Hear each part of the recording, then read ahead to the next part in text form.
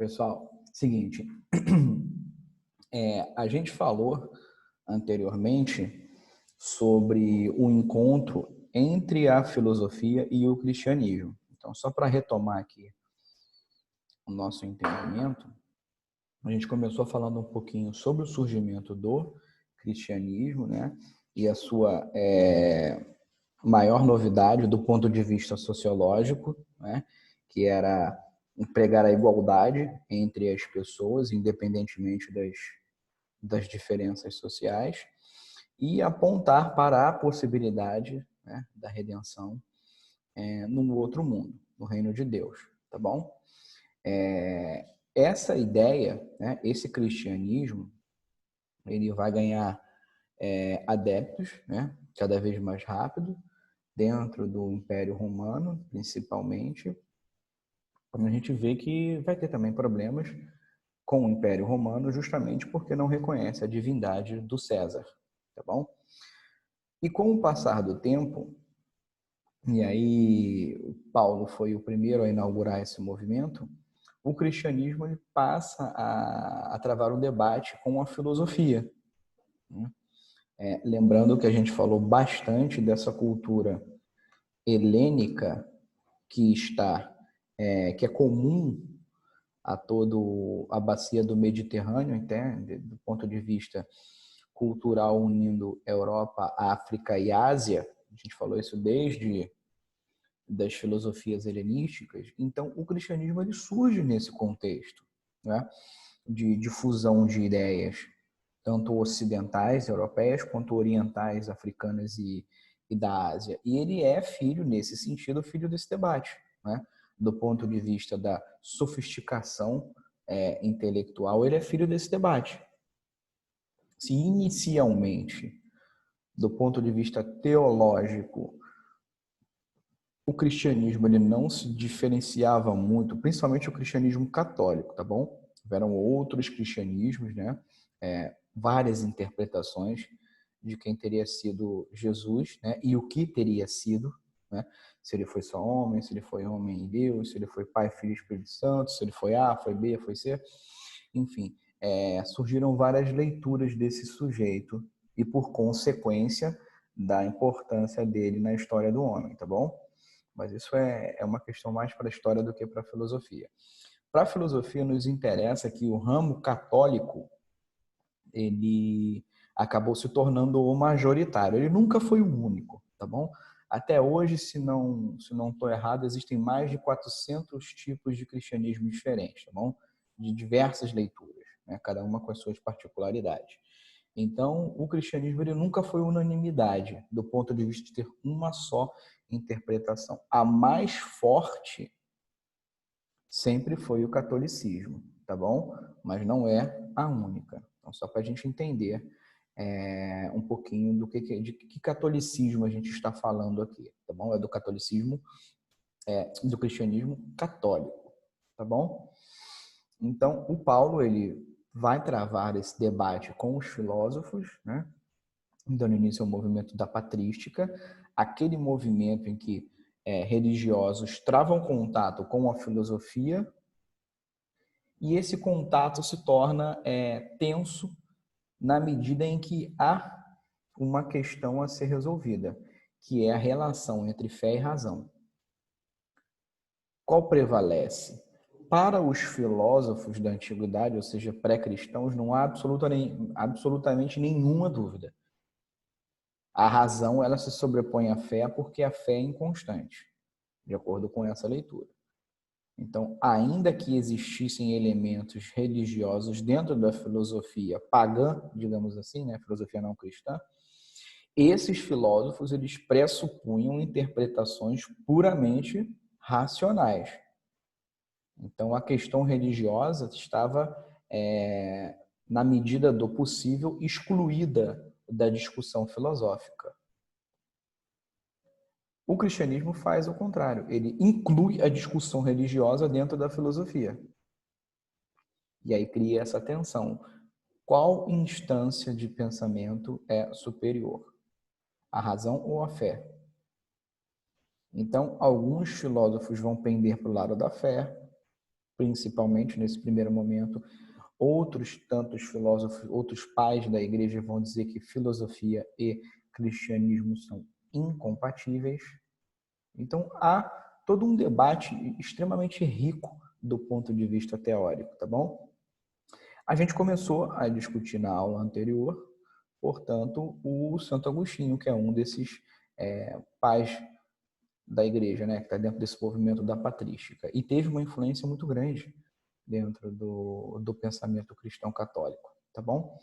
Então, a gente viu que muito da trajetória intelectual do Santo Agostinho, ele traz para dentro do cristianismo. Ele incorpora elementos que até então ou estão mal desenhados no cristianismo ou simplesmente não existem. Ele importa. E lembra que a gente discutiu na aula anterior também a seguinte questão. A filosofia cristã, ela era como, né, uma imagem muito simplesinha, ela era como um quadro negro. Dentro desse quadro negro, você poderia fazer perguntas e oferecer respostas. Entretanto, você não poderia ultrapassar os limites desse mesmo quadro negro. E quais são os limites do quadro negro? São os dogmas religiosos. Então, se você é filósofo católico, você pode perguntar N coisas sobre o universo, sobre a criação de Deus e assim por diante. Você não pode, em hipótese alguma, negar a ressurreição de Cristo. Isso é um dogma, você não encosta. Ah, não, mas eu quero tentar entender filosoficamente. Você pode justificar filosoficamente. Você, em hipótese alguma, pode contestar filosoficamente. Então, uma coisa é você desenvolver uma filosofia, né, um pensamento, um raciocínio filosófico para justificar a ressurreição. A outra coisa é você se utilizar da filosofia para negar a ressurreição de Cristo. Esquece, isso não rola. Então, a filosofia ela vai se confundir com a religião, né? É o ramo do conhecimento que hoje nós chamamos de teologia, né? É a filosofia da religião. Então, nesse momento, ainda está tudo muito embrionário. O cristianismo está começando a cada vez mais se diferenciar do judaísmo, tá bom? A cada vez mais essas religiões estão se separando, né? Apesar do cristianismo ser derivado do judaísmo, né? Lembrando que Jesus era judeu. Então, o cristianismo ele começa a se diferenciar. E essa diferença é a filosofia que vai construir. As particularidades que nos fazem afirmar que o cristianismo, apesar de guardar semelhanças com o judaísmo, é outra coisa. Então, são essas diferenças que elas vão surgindo ao longo do tempo e são derivadas do pensamento patrístico, tá bom? Ótimo. O que o Santo Agostinho trouxe finalmente para a gente continuar aqui? Do maniqueísmo, o Santo Agostinho ele trouxe a discussão sobre o bem e o mal. A existência dessas duas forças que no maniqueísmo estão se confrontando e que lá no final dos tempos haveria uma batalha final que seria vencida pelo lado do bem, né? Então essa discussão apocalíptica, digamos assim, ela é trazida e mais bem desenhada, né? Porque ela já está presente, né? João. Do ceticismo, ele traz a noção de que o ser humano é incapaz de conhecer a plenitude do mundo, a verdade plena. Portanto, também é incapaz de conhecer toda a grandiosidade de Deus. Então, Deus é um ser, por falta de palavra melhor, é um ser tão superior e tão acima da capacidade humana de entendimento que a gente chega a ele à fé, por meio da fé. É impossível chegar por meio da razão, porque a razão humana é incapaz de conhecer Deus em sua plenitude. Então ele aponta para a nossa limitação em conhecer a verdade. Ele traz isso do ceticismo.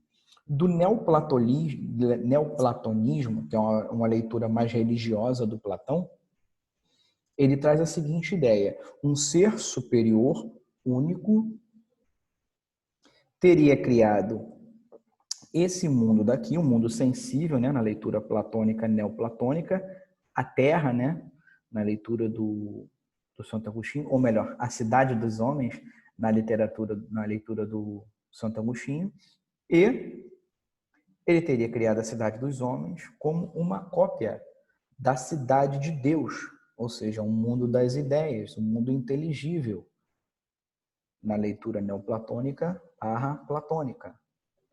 Então, ele pega aquela noção de mundo inteligível e mundo sensível do Platão e adapta ela para uma leitura cristã. Então, reparem também, tá? E outra questão que a gente falou e eu torno a repetir. Dentro desse quadro negro, digamos assim, da filosofia cristã, você pode trazer outras interpretações, contanto que essas interpretações sejam compatíveis com o cristianismo.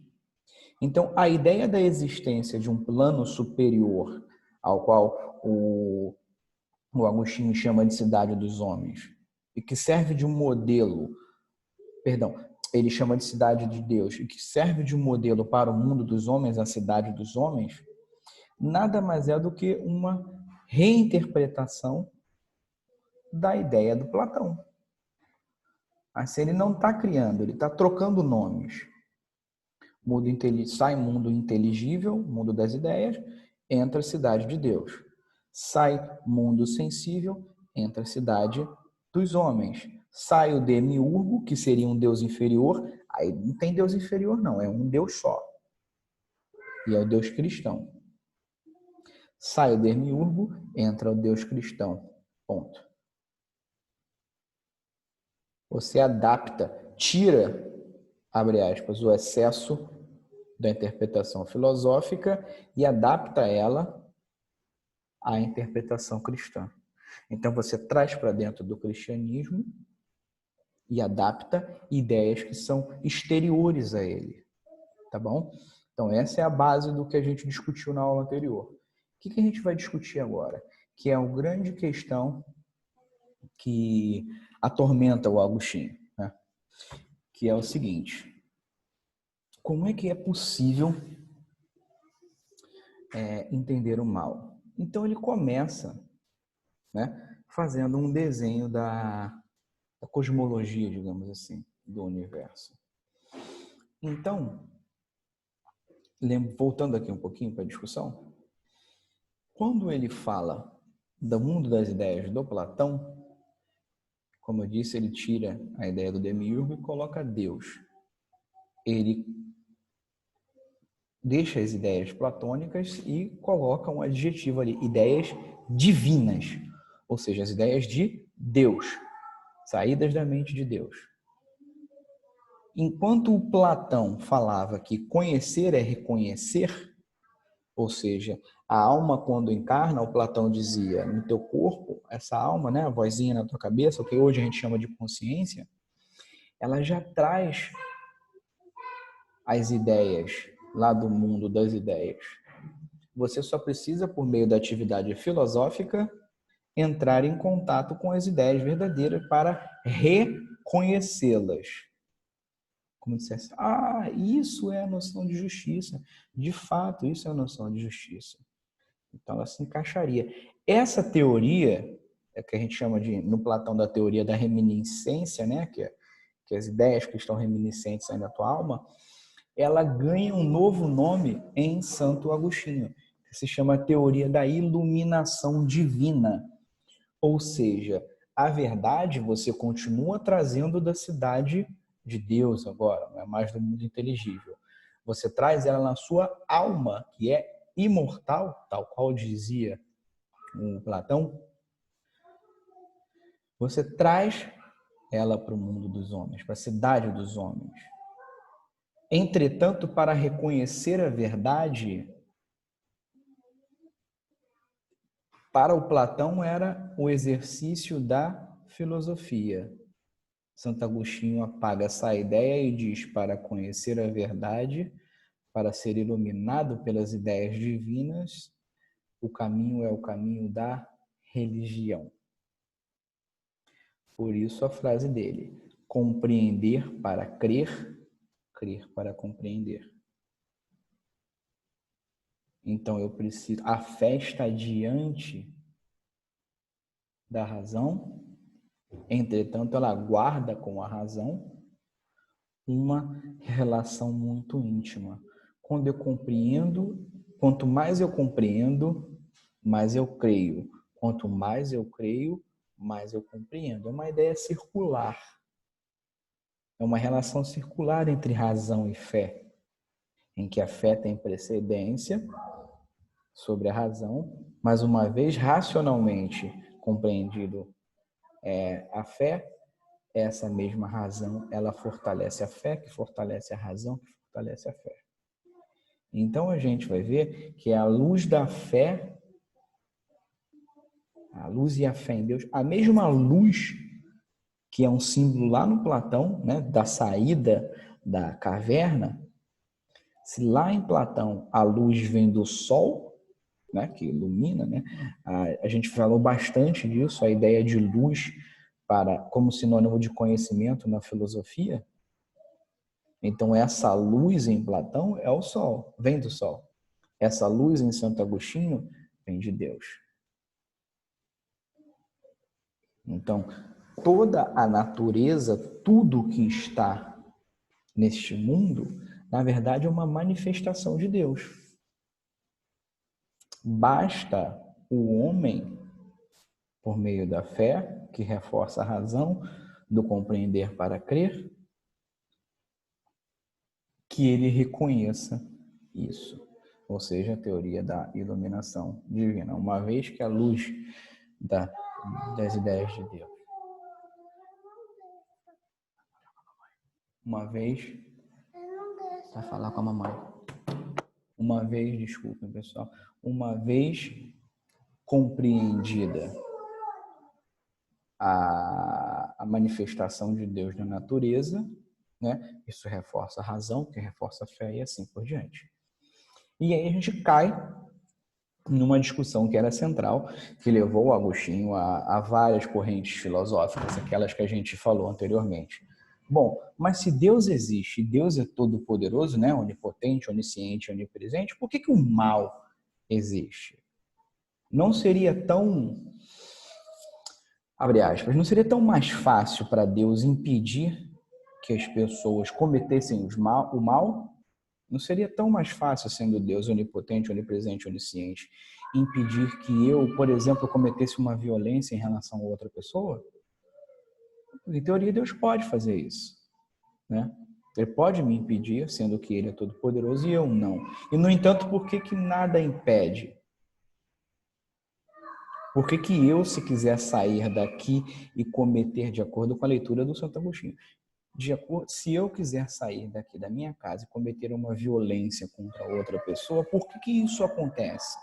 Por que nenhuma força me impede? Aí a gente vê que o Santo Agostinho,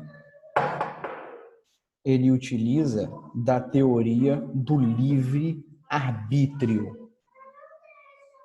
Então, o homem é dotado de razão, por quê? Deus deu ao homem, dentre todas as criaturas da existência, só ao homem, ele deu o livre-arbítrio. O livre-arbítrio se manifesta por meio da razão. Então, se Deus dá a você o livre-arbítrio, você, e só você, é responsável pelas suas decisões. Então, é uma forma dele trazer toda aquela discussão filosófica da antiguidade sobre a liberdade, né, do homem ser livre ou o homem ser controlado por forças divinas, pelo seguinte motivo. Se Deus controla absolutamente tudo e a todos, isso quer dizer que se sair da minha casa nesse momento e praticar uma violência contra alguém, isso quer dizer que eu não sou responsável, pois eu não me controlo, eu estou sendo controlado por Deus. Se eu estou sendo controlado por Deus e cometo um mal, isso quer dizer que Deus é fonte do mal. E aí você entra em contradição, dentro da lógica do Agostinho. Deus não pode ser fonte do amor e fonte do mal ao mesmo tempo. Então, o que o Santo Agostinho ele vai dizer? Que o mal, ele não é uma força em si. O mal é a ausência de alguma coisa. Tal qual a escuridão é a ausência, a escuridão em si não existe, a escuridão ela é a ausência, de acordo com a interpretação dele, tá bom? A escuridão é a ausência da luz. Para ele, o mal é a ausência do bem, é o afastamento de Deus em relação a Deus. Porque se Deus é amor e eu estou perto dele, se eu pratico mal, isso quer dizer que eu estou afastado dele. Então, é dentro da minha alma, por meio do exercício da religião, do exercício da fé, que eu busco a Deus. E tal qual Platão dizia, né? Basicamente dizia que os homens erram porque eles são ignorantes em relação à verdade, ou seja, eu só cometo erro, de acordo com Platão, porque eu sou ignorante, ou seja, eu ignoro, eu desconheço qual é a verdade. Na medida em que eu conheço e entro em contato com a verdade, isso me impede de agir mal. Essa ideia, o Santo Agostinho também traz para a filosofia dele. O Santo Agostinho diz: as pessoas só agem mal porque elas estão afastadas de Deus. A partir do momento em que eu me aproximo de Deus, eu me aproximo da verdade, eu me aproximo do amor, eu me aproximo do bem e eu logo sou forçado a praticar o bem. Forçado no sentido, no sentido da liberdade. Eu tenho liberdade, mas enfim, eu sou livre para fazer o bem, porque agora eu conheço o bem. Então é assim que ele explica por que as pessoas praticam maldade. Então essa maldade, ela é derivada do afastamento de Deus. Então, com isso, o Santo Agostinho ele lança a base de um dos, né, pilares centrais da interpretação cristã católica, que é o livre-arbítrio. É o livre-arbítrio que explica por que o homem pode praticar determinadas ações. Tá, professor, e depois da morte? Ah, depois da morte, esse sujeito que praticou o bem, logo será responsabilizado barra recompensado. Não pense em recompensa como uma coisa que você ganha só porque fez o bem, não, tá bom? Não é aquela coisa de, eu faço bem só para ganhar um agrado, não é só para ganhar uma recompensa, não é essa a ideia de recompensa. Ele vai ser recompensado porque, de fato, e por livre arbítrio, decidiu praticar o bem. E aí a vida eterna e ascender ao reino de Deus. E aquele sujeito que por liberdade decidiu agir mal, será punido, responsabilizado barra punido, porque por livre e espontânea vontade decidiu agir mal. Então essa é a leitura que o Santo Agostinho faz da liberdade e atrela essa mesma liberdade ao livre-arbítrio e, portanto, justifica filosoficamente a possibilidade da existência do mal e do mal ser praticado. Porque aí, para concluir, ele aponta que o mal não tem origem em Deus. O mal tem origem no afastamento de Deus. Tá bom? Então, esse exercício da liberdade, esse exercício da alma, né? É outra coisa do Platão também. Esse exercício da alma sobre o corpo, né? Do intelecto sobre o corpo, já que o corpo é passageiro, é daí que vem a possibilidade do sujeito alcançar a sua salvação eterna. Como? Afastando-se ou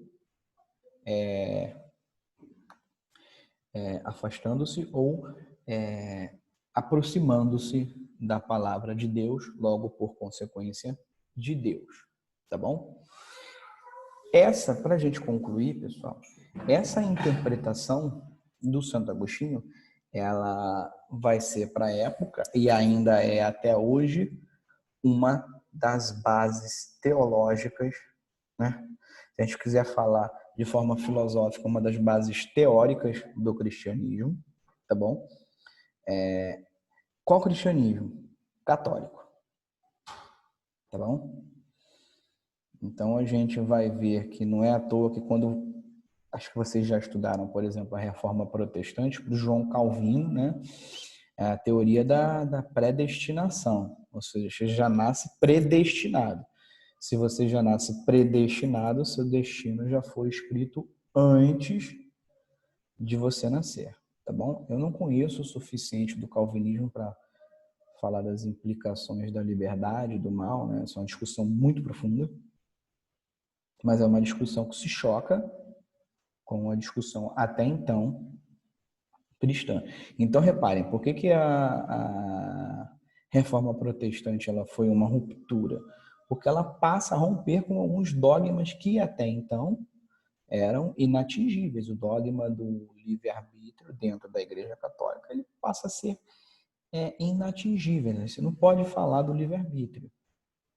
Você pode falar de outra coisa. O livre-arbítrio ele se torna dogma. Assim é que vão sendo construídos os dogmas da Igreja Católica.